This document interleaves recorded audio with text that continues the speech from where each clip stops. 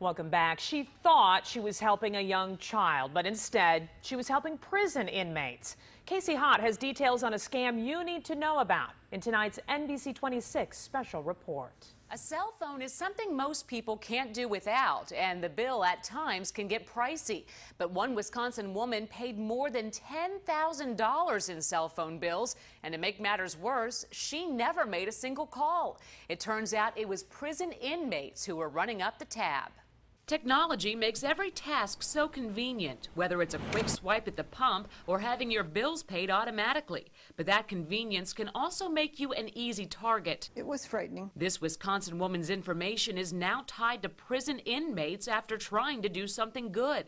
Feeling completely violated, the victim wants to be anonymous. She recalls picking up her bank statement. Looked at it, and there were large charges to AT&T, Sprint, T-Mobile, something called Securus, which I didn't know what that was at the time, but it's an inmate calling system. Somehow, her banking information was circulating around Wisconsin prisons. That was hurtful.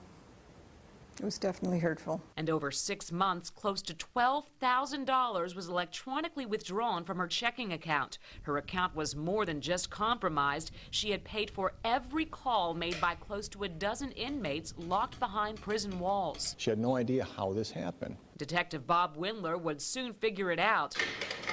It's an investigation which took him inside the state prisons. I had jail records for 8, 9, 10 different inmates throughout the state.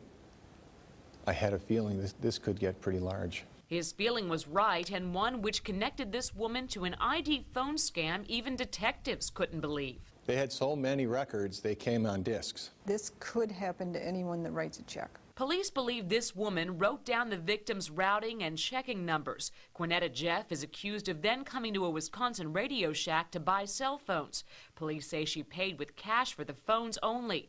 These cell numbers would then get passed along to inmates in prison who would then pick up the phone and dial for free, talking for hours, all on the victim's dime. They were to mostly cellular phone companies and one other company that was later identified as an outfit that provides phone services for inmates. The service allows inmates to stay connected with their families. Court papers show Jeff admitted she used the victim's bank account to pay the bill for up to 12 different inmates. And it will keep taking the money out of the victim's account and keep your phone going. It was a simple check. A check meant to help a young child. Police say the paper trail led back to a $20 check written to Jeff's daughter. She's a big sister, little sister. She sponsors a little sister through that program and has been for several years. Police say Jeff stole the big sister's banking information, purchased the cell phones, and gave the number to her lover and friends who were all locked up. And now she could be behind bars too.